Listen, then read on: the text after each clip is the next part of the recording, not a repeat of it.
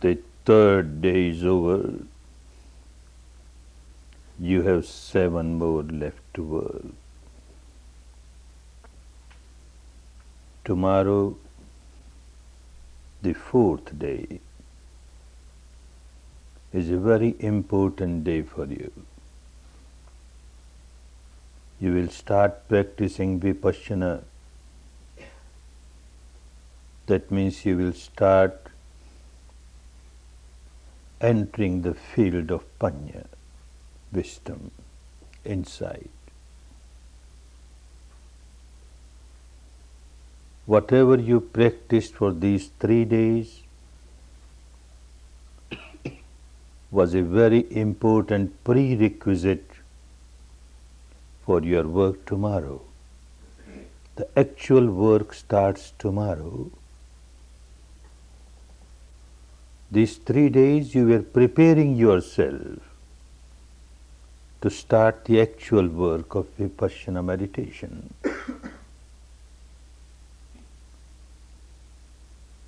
Without strong sila, it is not possible to practice vipassana, not possible to get the results, proper results of vipassana. Without good samadhi, it is not possible to practice vipassana. Therefore, these 3 days, you are observing your 5 precepts, the sila that you had taken on the first day. This was the foundation. Stronger the foundation, the stronger the building will be on the foundation. So with a strong foundation, you started working with samadhi, practicing anapana. Sila is necessary to have right type of samadhi. Even 25 centuries back in India, and so also to some extent even today, there were teachers, there are teachers who give no importance to sila. They say, not necessary, you do whatever you like, whatever you feel pleasant to you. Carry on. But still you can meditate and get all the pleasant experiences of meditation. The aim is to get some pleasant experience of meditation. But vipassana is not for that. Vipassana is to get the mind purified at the deepest level, at the root level, for which not ordinary samadhi but samma samadhi is necessary, the right type of samadhi. So perfect sila is necessary for right type of samadhi, and right type of samadhi is necessary to develop panya. And panya is necessary to reach the final goal of full liberation, full enlightenment. Sila for samadhi, samadhi for panya, panya for vimutti, that is liberation. This is just when you start the work, but as you proceed, you find all 3 of them, sila, samadhi, panya, they start helping each other. It's like a tripod with 3 legs. Even if one is weak, it can't stand. All 3 must be strong. Sila will help, samadhi will help panya. Samadhi will help, sila will help panya. Panya will help, sila will help samadhi. All 3 are interlinked and they start helping each other. If one is perfect in sila, good. It gives its own benefits, good results. But merely having perfection in sila alone cannot take one to the final goal of full liberation. One is perfect in sila and has very deep experience of samadhi, yet this also cannot take to the goal of full liberation. Panya is necessary. This person who became fully enlightened Siddhartha Gautama. His life was full of Sila even from the young age, childhood age. And then he practiced Samadhi, living the householder's life. He went to different teachers. The highest Samadhi of those days, 8 absorption Samadhis. He practiced all that. And yet he found that he is not fully liberated. Because he noticed at the depth of the mind, there are sleeping defilements, which are like sleeping volcanoes. So long as these volcanoes are there, they can erupt any time, will overpower you, and again you will be full of misery. Roots have to be taken out. Roots of impurities at the depth of the mind has to be taken out, and for that he continued his search and rediscovered this technique of vipassana. This is panya. Only by practicing vipassana he could develop his panya and become an enlightened person. Otherwise it would have been impossible.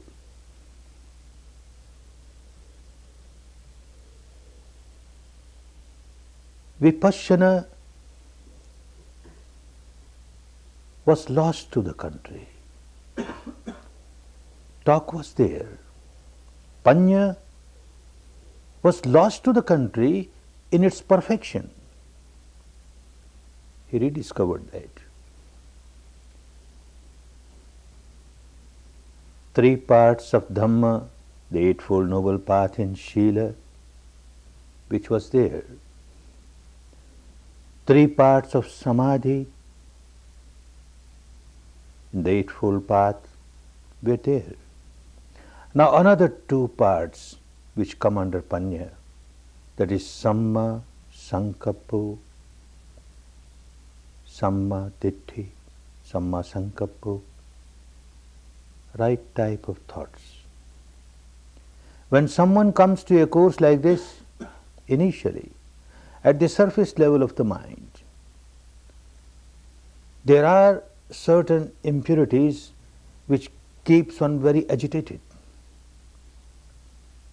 Some impact on the mind of some incident.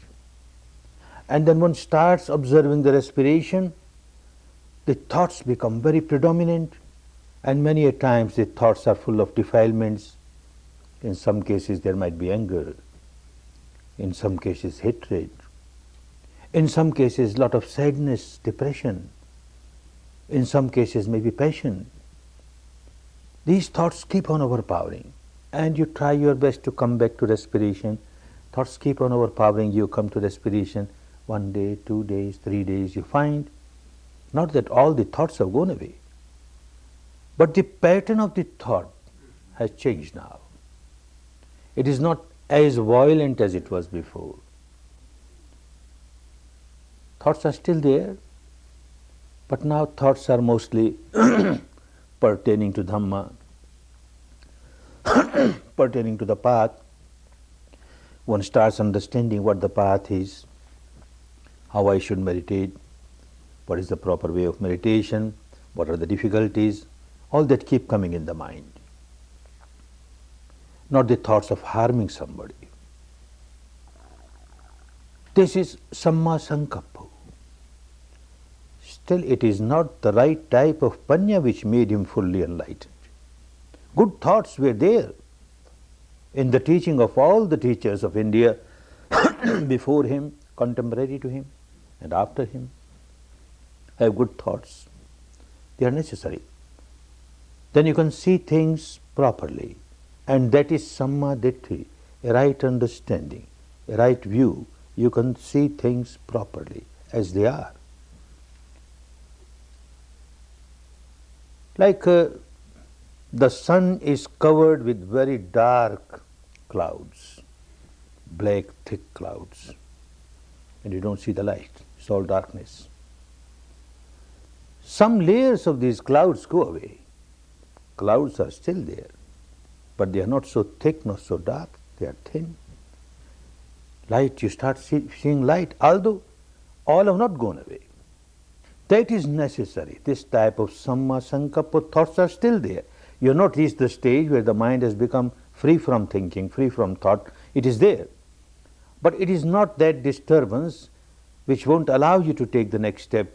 And the next step is samma ditthi, the right understanding, understanding of the reality as it is.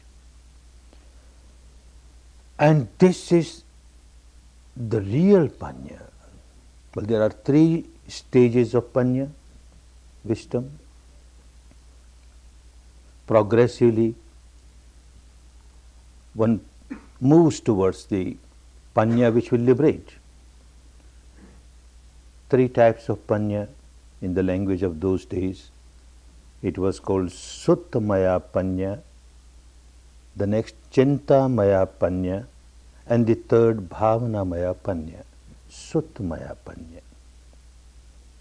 You heard something, you read something, wisdom of somebody else. A wise person, an enlightened person, a saintly person speaks words of Dhamma. They come in scriptures. You listen directly from this person, or you read scriptures and you accept it. You accept it most of the time because you have got great faith and devotion in this person, or you have got great faith and devotion in the scripture, particular scripture, and you accept it. Good. Very helpful. Those who have never heard anything about Dhamma, those who have never heard anything about the truth, may remain confused the whole life. At least one has heard about Dhamma, has listened to Dhamma, listened to the right things, correct things. But this is not enough. Just by developing Suttamaya panya, the wisdom that one heard from somebody or read somewhere, cannot liberate you. It is very good in the sense that it will give you inspiration, it will give you guidance to take the next step. And the next step is Chintamaya panya, which means understanding the truth, developing the wisdom at the intellectual level. Human being is a rational being. He is not supposed to accept things blindly. He must use his intellect, have reasoning. Whatever I have heard, whatever I have read, is it logical? Is it pragmatic?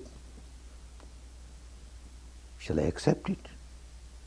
At the intellectual level, one tries to understand it and one finds at the intellectual level, yes, it is quite logical, quite scientific, quite acceptable, and one accepts it. The second step of panya, very important step. Very helpful in the sense, again, you get inspiration and you get a direction to move towards the third step, which is Bhavanamaya panya. Bhava is to happen, to live. Your own wisdom, now you experience, direct experience, you have lived that wisdom, and this alone will liberate you. The first two will be helpful to you, but they cannot liberate. The first two were there in India at that time. The discovery of Buddha was this third, experience it. There were all the talks there.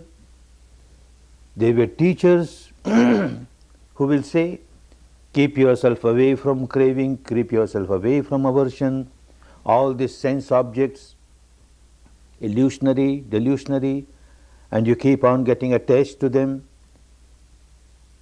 You generate misery for yourself. Come out of this attachment, become detached, and you come out of misery. All those teachings were there. But how to come out?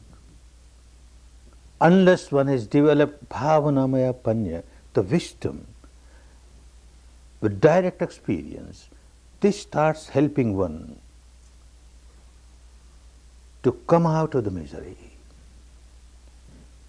First and the second can be very helpful, can be very harmful also. Many a times they become very harmful.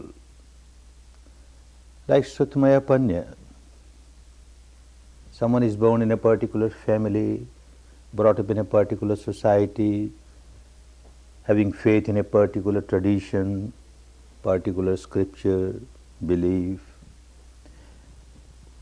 From the young age one gets the mind conditioned with all those acceptances, all those philosophies, beliefs, dogmas, and one starts feeling that this is perfectly all right. All other traditions are useless. They are not correct. My tradition, this is the best, and I accept it. One does not take the next step at all. One feels perfectly satisfied. I have accepted the truth that our scripture says, the truth that our saints have said, the truth that the founder of our religion has said. It is wonderful. That becomes a great barrier, a bondage. Such person will never use the intellect, will never try to reason what is being taught. Far away. To develop one's own ability to experience it is far away. Becomes a big bondage. If someone who is convinced with the Sutamaya Panya and yet, being a human being, a human species, wants to reason out things and he starts reasoning, is it true? Is it correct? Is it acceptable? Is it pragmatic? Then the elders get worried. The elders of the family, the elders of the society, the elders of this particular community, they don't like it. They say, oh, you don't have belief, you don't have faith in our scriptures, you don't have faith in the founder of our religion. If you doubt, then you know what the result will be. After death, you will go to hell. And then a description of hell is given. So terrible. And he says, no, Baba, no. I don't like to go to that hell. I accept reasonable or unreasonable, pragmatic or non-pragmatic, anything, I accept. I don't want to go to hell. So poor fellow, he accepts it out of fear. Same very elders, they got another way. And they will say, look, if you accept whatever is written in our scriptures, whatever our tradition says, our philosophy says, if you accept it, then you know what will happen. After death, you will get heaven. And then a wonderful description of heaven. So wonderful, so wonderful. You will enjoy all these sensual pleasures there, celestial pleasures, so wonderful, which you can't get in this world. The mouth starts watering, wonderful. If I get that, I accept everything. I don't mind accepting. By accepting, if I get that heaven, I am the first person to accept. You accept it. So you accept it either out of blind faith, or you accept out of fear, or you accept out of greed. You are just accepting. You are not using your grey matter to understand what it is. And somebody has taken the next step. That also can become a big bondage. Many a times it so happens. You start reasoning, you find very logical. And especially the belief of your own tradition. Like a good lawyer, you will find so many ways of convincing yourself, this is correct. Our tradition says so, it is correct. You keep on arguing yourself and get yourself convinced, yes, this is correct. And that is the end of it. Now I know everything. My intellect says this is correct. And you inflate ego. I know everything now. I am such a wise person. I can write books upon books on this philosophy, on this belief. I can give lectures. I can have debates, arguments, discussion to prove that every other belief is wrong. This belief is correct. And this madness will not allow him to take the next step. So these two can become big hindrance. If one starts taking the step in the Bhavanamaya Panya, then you start experiencing the reality yourself. So long as you are not experienced, the reality is no reality for you. It is always distorted. Each individual has to experience the truth oneself to reach the final goal. This person, Siddhartha Gautama, he realized the truth within himself, developed his Bhavanamaya Panya, and became an enlightened person, became a liberated person. This Panya that is developed within himself could liberate only one person, not two. And that one person was Gautama, Siddhartha Gautama, none else. None else can liberate it because of his wisdom.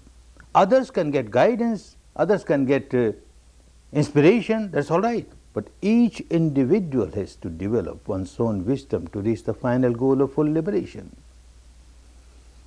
One's own wisdom, Bhavanamaya Panya, the wisdom that you lived, you experienced. This alone can break the bondages of ignorance, of craving, of aversion, of negativity.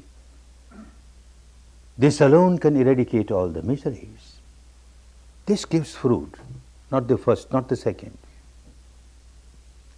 An example, someone very hungry has gone to a restaurant, got his seat, menu is placed before him, he goes through that menu. Ah, wonderful. The food prepared today is very delicious. His mouth starts watering. Wonderful. One incident. Now he orders for the food. It will take some time before it's served. And he looks around, people who had come earlier, they are already served food and they are taking their food and they are enjoying it. Certainly, the food is very delicious today. Look, everybody is enjoying. Again the mouth starts watering. Second incident. Third incident, the food is served to this person and he starts enjoying it. The first was Sutmaya Panya, that menu card only he had read. He had not tasted it. The second Chintamaya Panya, his intellect sees, because he has seen people when they enjoy something, their facial expressions are of this type, and look, these people are enjoying because their facial expressions say that they are enjoying it. Certainly, it must be very delicious. He has not tasted himself. Only the third time when it was given to him, he started eating it, tasting it, then yes, he started really enjoying it. This is Bhavanamaya Panya. The first and the second cannot make you taste the reality. Another example, someone is sick, goes to a doctor, doctor examines and then writes medicine, a prescription on a paper.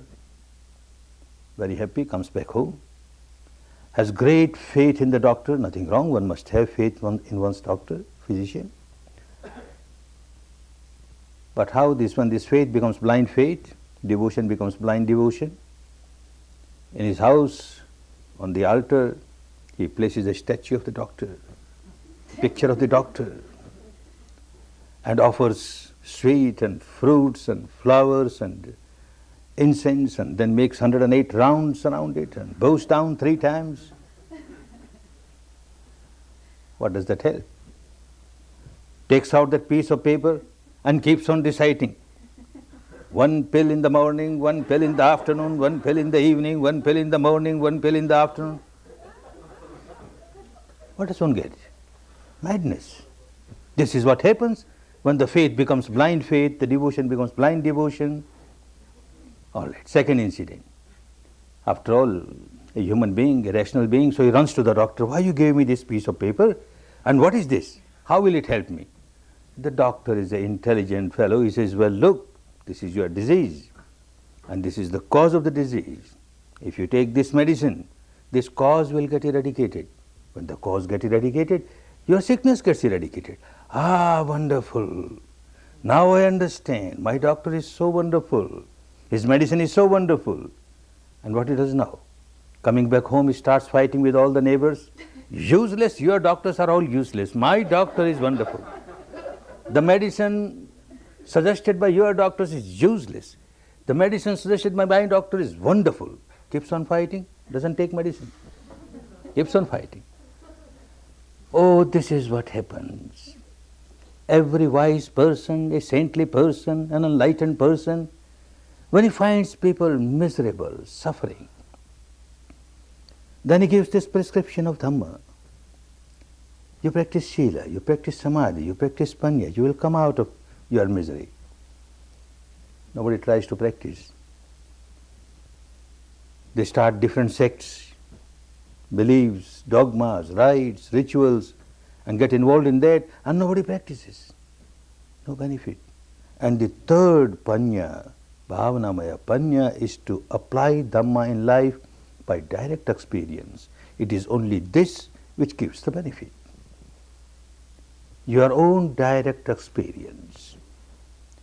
Now the difficulty comes, how to have direct experience? Direct experience of this mind-matter phenomena. How a constant interaction is going on, and because of that, how the negativity gets originated and then it starts multiplying, starts overpowering you, and how with the understanding of that you can stop the arising of this negativity. Even if it has arisen, you won't allow it to multiply and overpower you. All that has to be experienced, and that is all that is happening at the depth of the mind. You must develop a faculty, an ability, capability to experience it. These 3 days, this is what you were doing. Unless you have that capability, that faculty, you can't practice vipassana.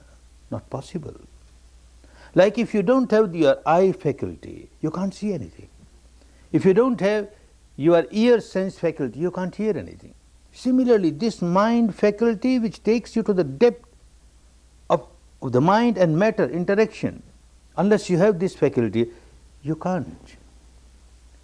An example.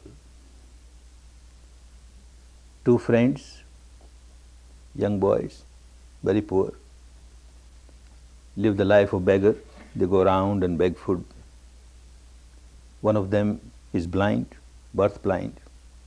One day it so happened that this friend who was blind, birth blind, he had very high fever.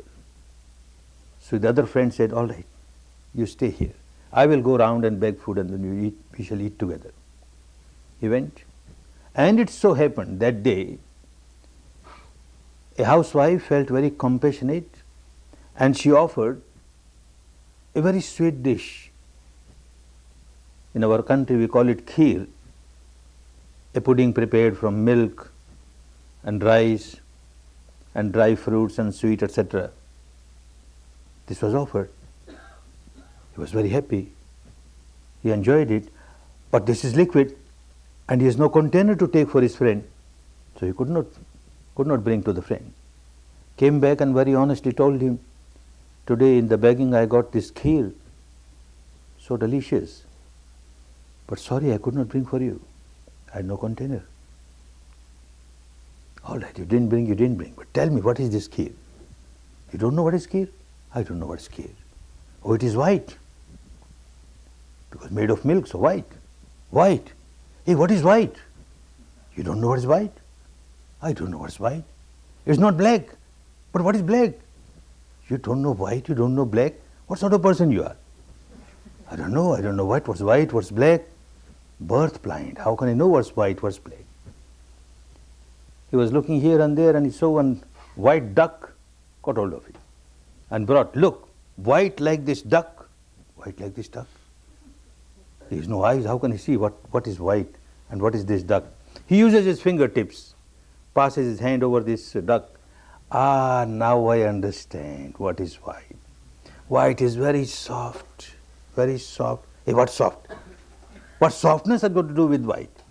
You said it is like this duck, and I touched it, it is so soft, and now you say white is not soft. How can I understand what is white? Oh, you mad fellow.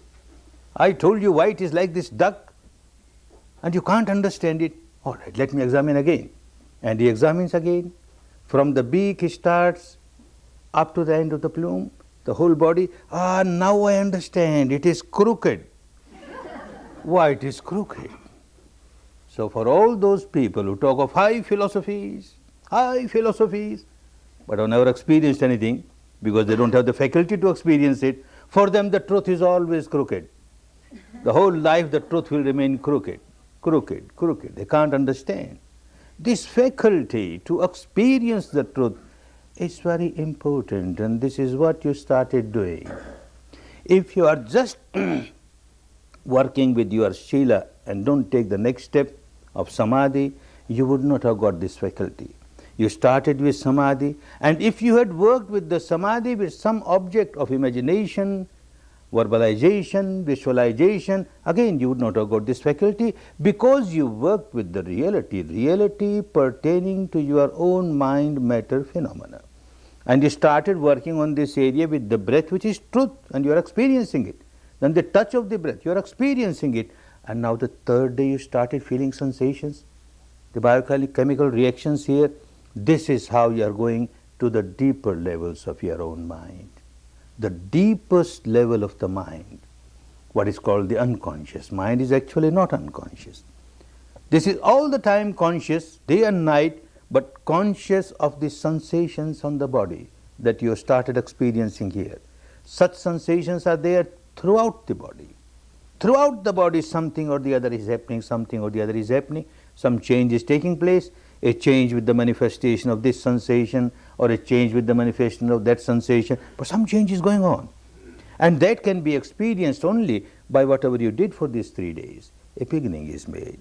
Tomorrow you will explore the entire field and you will find everywhere some sensation or the other. This is how you are moving from the surface level of your mind to the depth of the mind, where deep-rooted complexes from the past are all accumulated there, where lies the behavior pattern of your mind, the deepest level of your mind.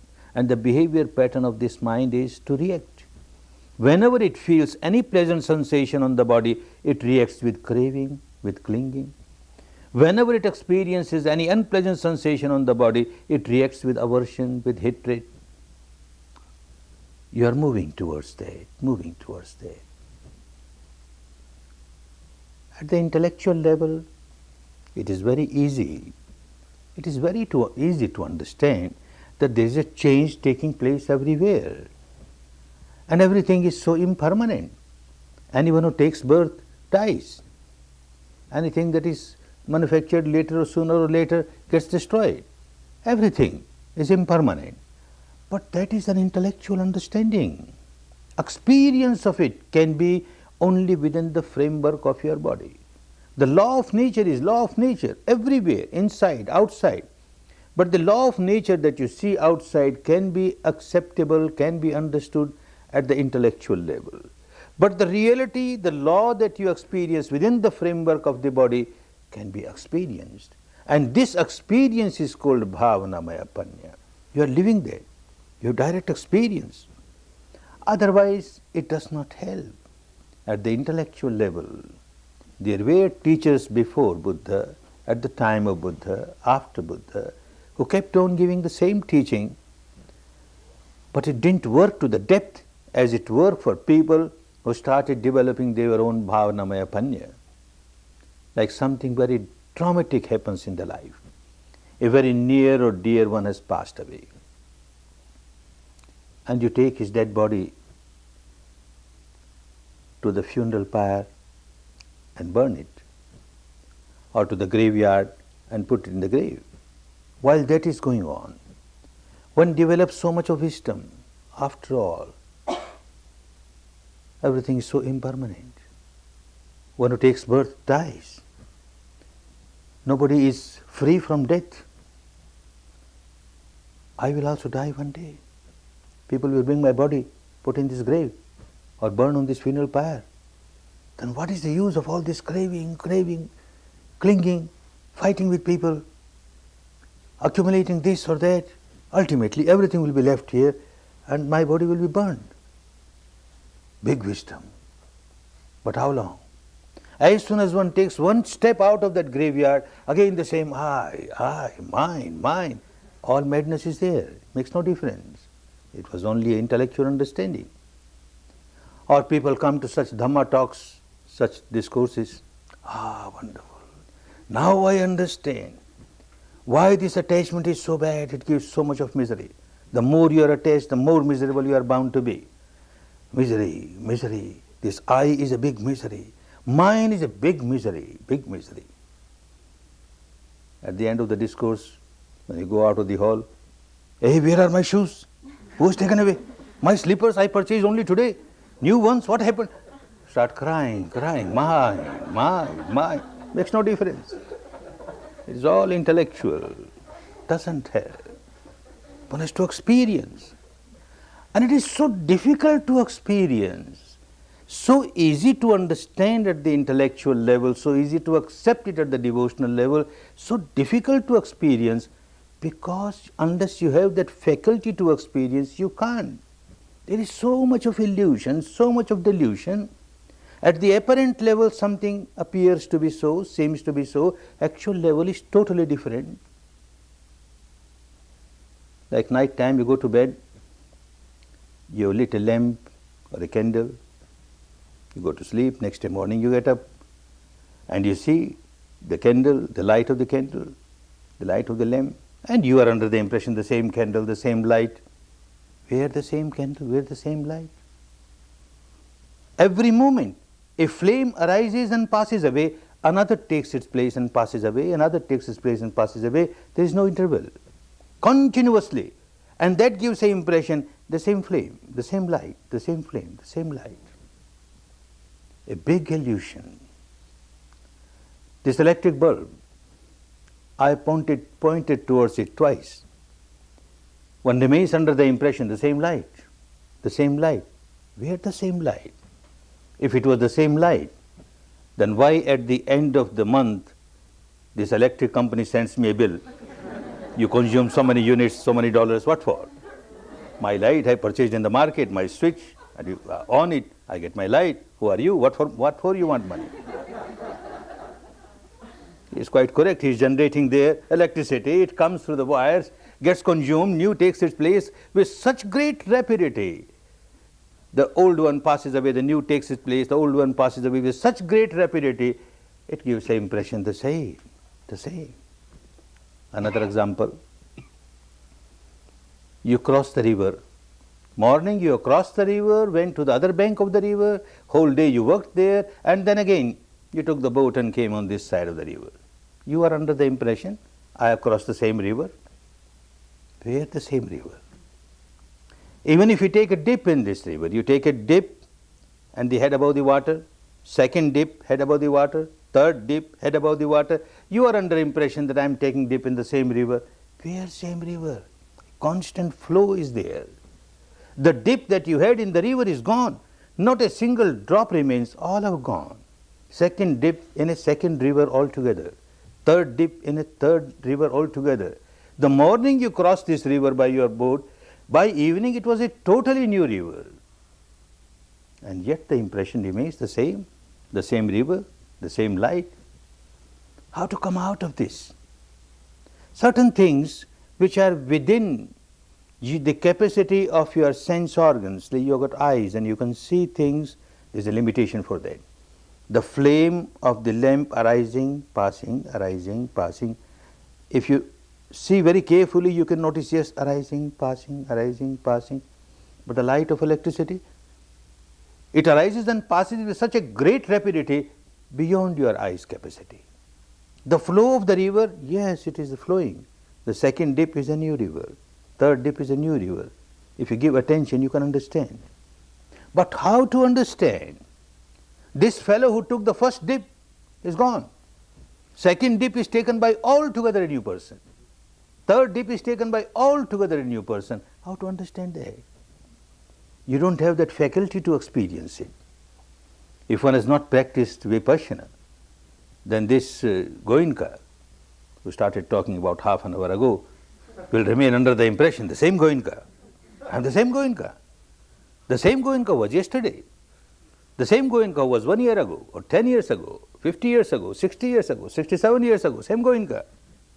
We are same Goenka. Every moment this Goenka is dying, another Goenka is taking birth. Every moment this Goenka is dying, another Goenka taking birth. The entire physical structure made of these subatomic particles arising, passing with such great rapidity, such great rapidity. This speed creates illusion, delusion, confusion. One cannot understand the reality. Even if one accepts the reality at the intellectual level, because the scientists have said so, the entire material world, there is no solidity, it's only wavelets, wavelets, wavelets. The modern scientist says so. Well, an enlightened person like a Buddha has said so. There is no solidity anywhere, just wavelets, entire universe, mind and matter, nothing but wavelets, vibration, vibration. Because you have got faith in them and you accept, that doesn't help. You have to experience yourself. And this is what was done by him to reach the final goal of full liberation. And that is what everyone has to do to understand the real change taking place. Every moment changing, changing, changing. With great rapidity, changing. A child is born. You see the child, beautiful, tender. You see the child after 10 years, a big change has come. And you see with the interval of 20 years, big change, 30, 40, 60, 80 years, unbelievable. The same child, how he became like this. And how he became like this. Not that at the end of every 10 years, he went to bed and some God Almighty passed a magic wand over his body and he got a changed person. Nothing doing. Every moment change is taking place, every moment changing, changing, changing, decaying, decaying, growing, decaying, growing, decaying. This is the law of nature. This law of nature, if one accepts at the intellectual level or at the devotional level, does not help at all. It is just an intellectual pleasure, intellectual entertainment, or a devotional pleasure, a devotional entertainment. It won't help. But at the actual level, when one starts experiencing it, it makes such a big difference, such a big difference. And this is what he did. What you started doing is just a very tiny step, is a long path. One has to investigate so much deep inside to understand what this material structure is, what this mind is, and what interaction is going on at a very deep level.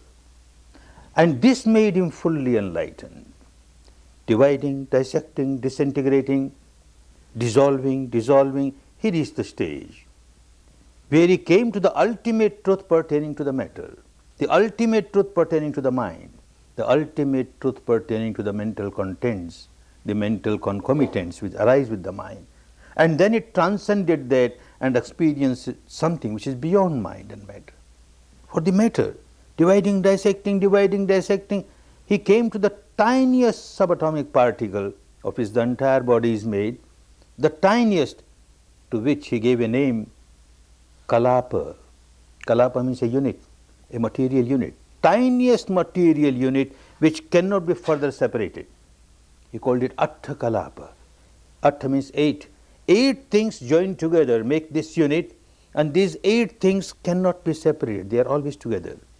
The 4 basic elements like earth, water, fire, air, and each one has its own characteristic, joined together 8. These characteristics are more important, and that can be experienced. When one reaches to that stage, then it becomes easy to understand the mind also at the ultimate level. This is the reality of the mind at the ultimate level. This is the reality of every mental content at the ultimate level. And this made him understand what is this mind-matter phenomena. With such a great rapidity, all wavelets, wavelets, wavelets, but with such a great rapidity, things arise, pass, arise, pass, arise, pass.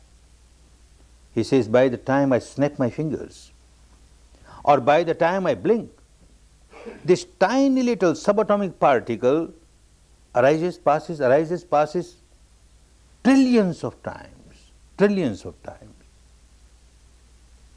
A Western scientist also has come to the same conclusion.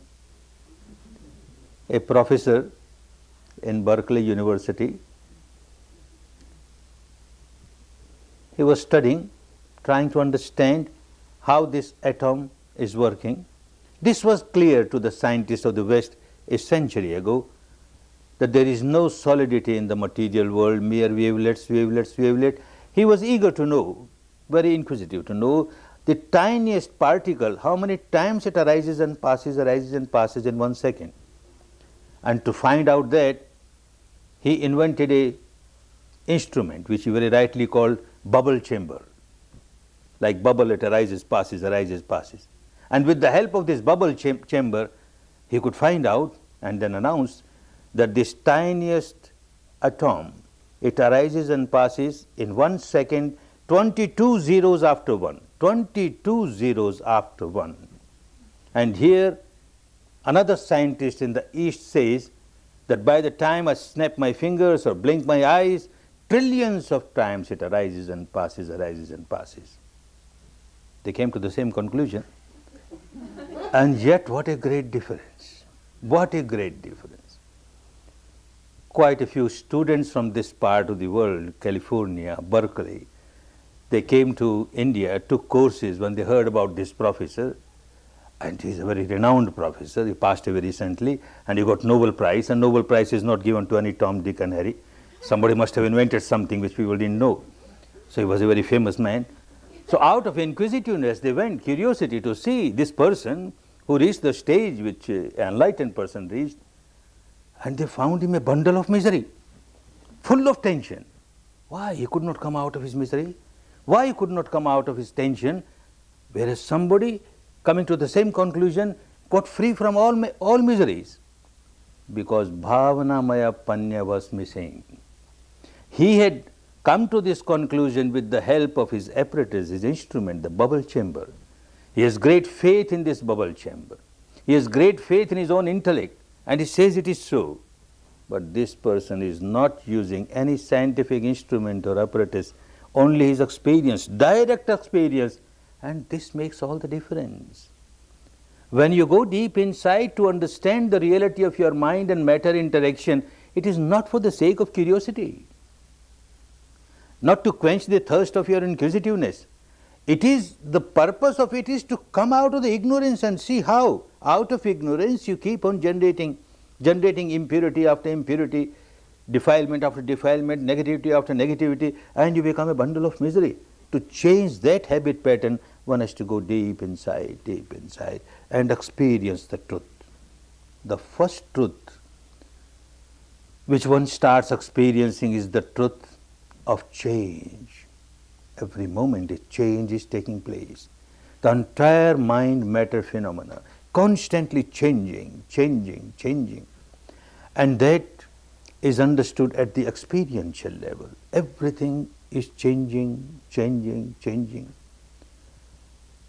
There is nothing throughout the physical structure or the mental structure, as you keep on dividing, dissecting, disintegrating, dissolving, nothing which you can say this is the hard core and now this remains permanent.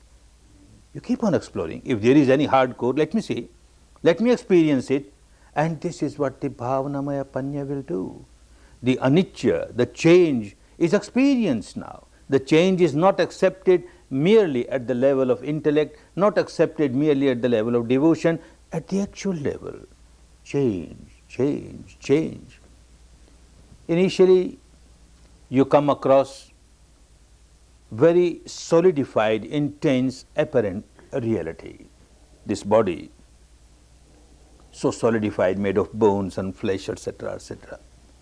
And what you feel on the body, all solidified, intense, like pressure, like heaviness, like numbness, like heat, like pain, all solidified and intensified.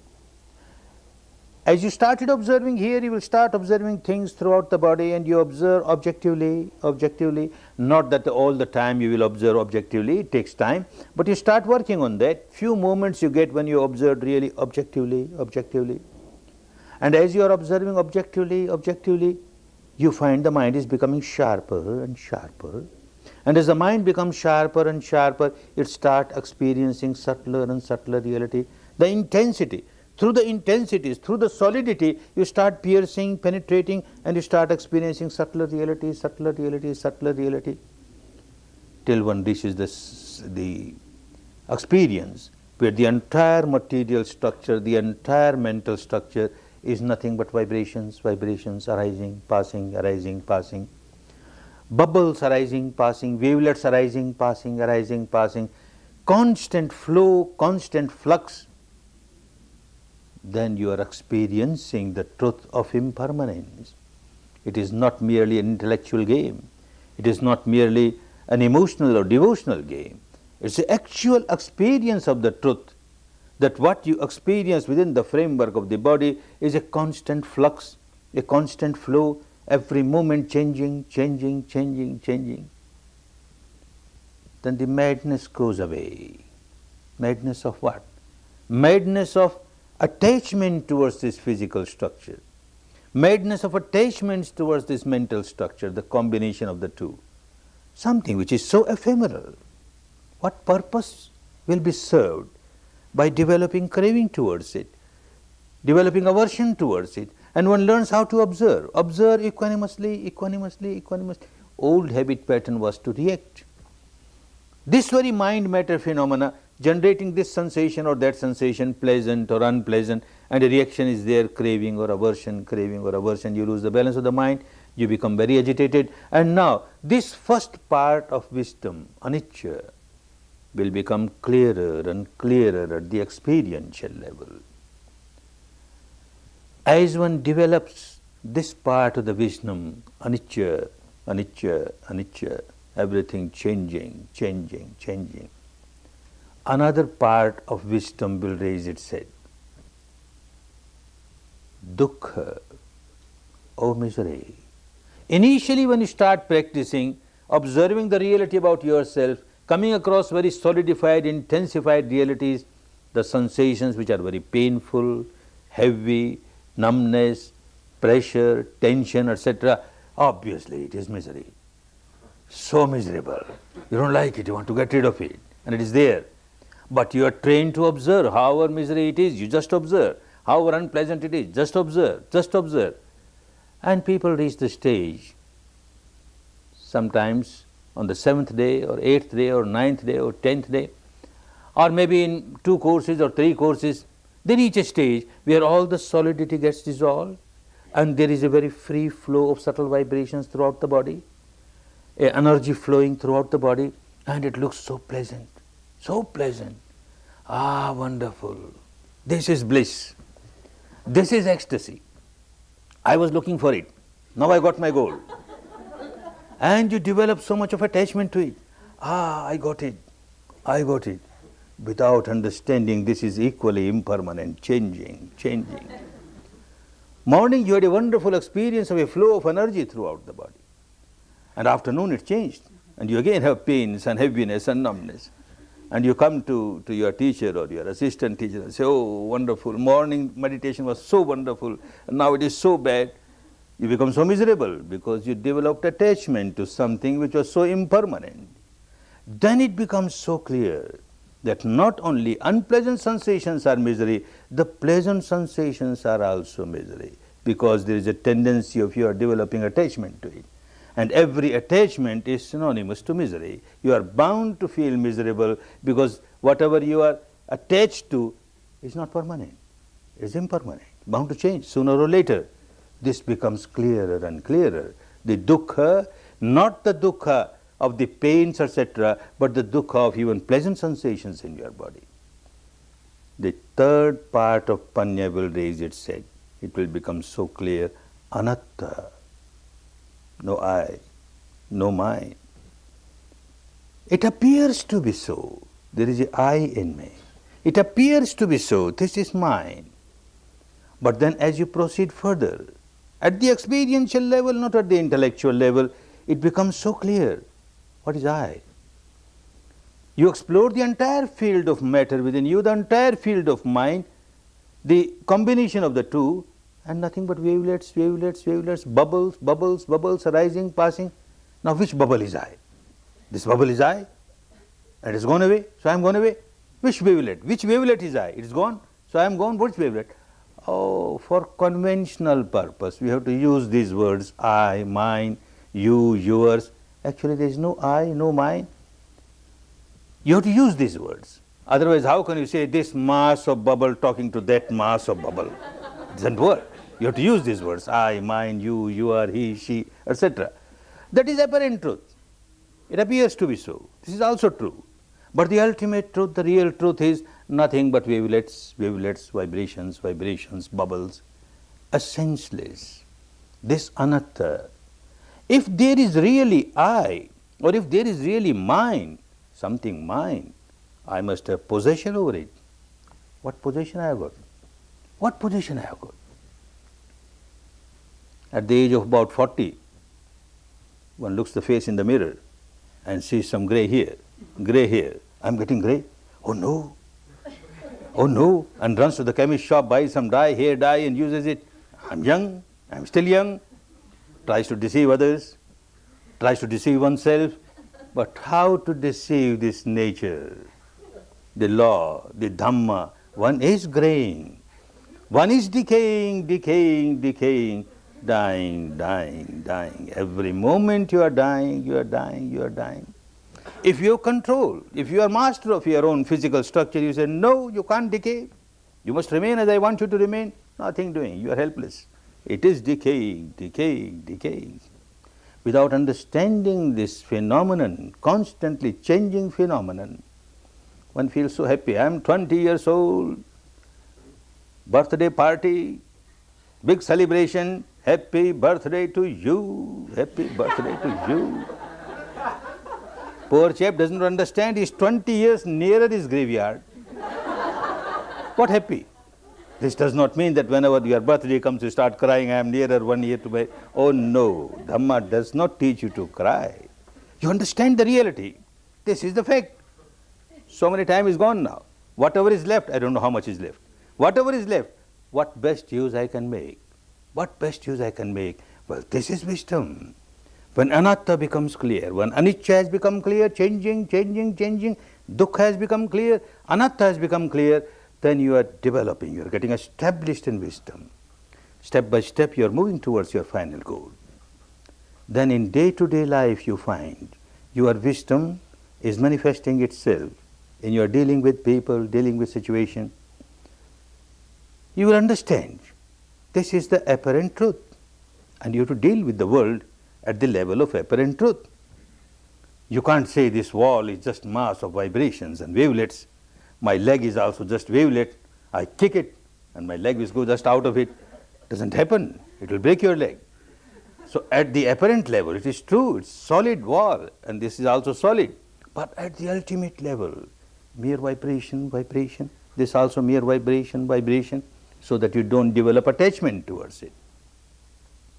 And when that starts happening, you learn how to observe things not just in a solidified reality, apparent reality. Apparent reality is so, solidified reality. You will feel like dividing it, dissecting it, disintegrating it, and see the ultimate truth. When one does not have proper wisdom, and a man looks at the solidified body of a woman, ah, so beautiful, so beautiful. Or a woman looks at the solidified body of a man, oh, so beautiful, so beautiful. When you develop in Dhamma, you will try to understand what beautiful. Let me see. Let me divide, dissect, disintegrate, and see what's beautiful. You start from the top of the head. These hairs, ah, beautiful. Blonde hair, or brunette hair, or silken hair, or dark hair, or this hair, or that hair. One hair has come out. What beauty! You feel like throwing it away. Poor girl, as she was preparing breakfast, a part of this grass fell in the breakfast. And he offered to the hubby. And the hubby found out, hair, oh, dirty hair, you spoiled my breakfast. What dirty hair? Whole evening, whole night you are praising beautiful hair, beautiful hair. Now it has come with your food. Eat it. Why shout?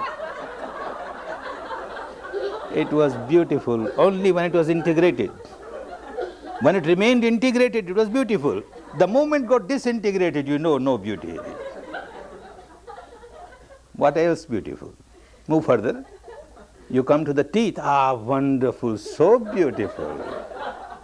Rows of pearls, pearls. One tooth has come out, broken. A pearl has come out, a valuable pearl. Keep it in the safe, in the treasury. Throw it away, a piece of bone. It's a piece of bone the moment it gets disintegrated.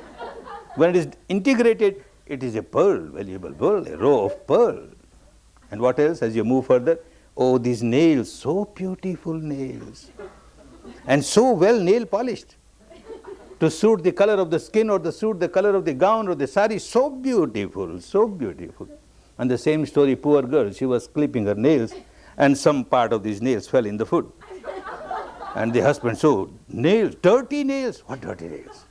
Beautiful nails, beautiful nail polished, and your food is so beautiful, joined together, doubly beautiful. Eat it. What beautiful? What is beautiful? A student comes to me and says, in the West, you know what we say is beautiful. Tell me what is beautiful. Please don't talk about these things. In the West, we say beauty is 1/16th of an inch deep. This skin looks so glossy, so smooth. This is beauty. Is it? Take a razor, peel little bit of it, and see what beautiful. You feel like throwing it away, you can't keep it. What beautiful? Is there anything beautiful inside? If there was anything beautiful, it should come out through this hole or that hole. From which hole, what beauty comes out? What beauty comes out? The nature is really very kind to us. Otherwise, if whatever is inside, it was outside, and whatever is outside, it was inside, what would have been our condition? Fighting with the crows, the eagles, the vultures, the dogs, life would have been horrible. What is beautiful? This does not mean that Dhamma will teach you that you start hating people. Oh, you not beautiful, you are ugly, you are mass of bubble. I am also mass of bubble. Dhamma will not teach hatred. As you go deeper and deeper in understanding, develop your panya, mind becomes purer and purer, and pure mind is full of love, infinite love, full of compassion, infinite compassion, full of joy, sympathetic joy, infinite sympathetic joy, and infinite equanimity, balance. You can't hate anybody. Mere love, goodwill, compassion, love, goodwill. The path takes us to that stage where we come out of our misery, we come out of our defilements and live a real liberated life, enlightened life, a good life, good for us and good for others, for which each individual has to work. Good that you have come here to work, you made a proper preparation these 3 days, and tomorrow you will be entering the field of panya, starting vipassana. But understand, when you start vipassana, don't expect that as soon as you start observing the reality, you will see trillions of subatomic particles arising and passing. And oh no, no, no. Initially you will have all these pains and pressures and heaviness, and slowly they will get disintegrated. You will feel a flow of energy, but don't expect anything. Let it happen as it happens, from moment to moment, from moment to moment. Just accept the reality from moment to moment, from moment to moment, and leave it to nature, leave it to Dhamma. You just accept whatever crops up at this moment within the framework of your body, free from all imaginations, free from all verbalization, free from all visualizations, the reality as it is pertaining to your mind matter phenomena. And certainly this technique will help you and take you to the final goal. Make best use of the time, the wonderful time. You are given 10 days of your life. You must get best result of these 10 days, and you will get best results. Work diligently, work ardently, work patiently and persistently, and come out of all your bondages, all your miseries, to enjoy real peace, real harmony, real happiness, real happiness. Bhavatu sarva mangal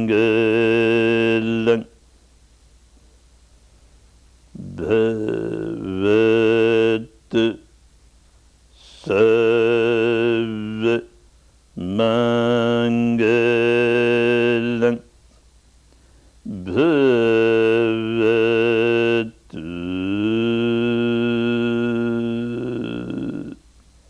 Sarva Mangalam.